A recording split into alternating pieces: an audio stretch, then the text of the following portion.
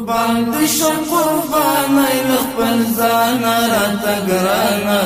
خستا افغانستان.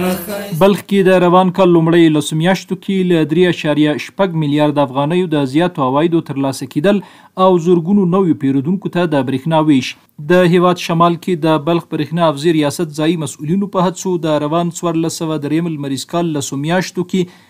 له پلورل شوې برېښنا او متفرقه خدماتو څخه ټول ټال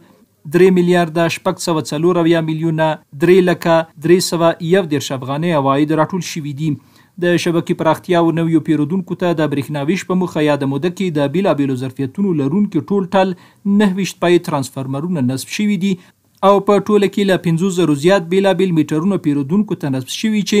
له نیمایي زیات یې نویو پیرودونکو ته نصب شوي دي. پر دې سربیره د 500 انالوګ میټرونو پر ځای نوي ډیجیټل میټرونه نصب شوي او ګڼې ساحې د ناقانونه برېښنا کارونې مخنیوي او د تعرفو بدلون په موخه څارل شوي دي. دغه راز د عوایدو پر وخت راټولولو په موخه پر شته پیرودونکو سربیره پر پخوانیو زورواکو او سیاسیونو هم ټینګار شوی دی چې د ټولو هڅو د پام وړ مثبتې پایلې درلودلې دي. بلخ ولایت کې دا مهال د افغانستان برېښنا شرکت له لوري شاوخوا 109,000 پیرودونکو ته برېښنا ورکول کیږي چې د برېښنا ځایي 560 تنو کارکوونکو له لوري ورته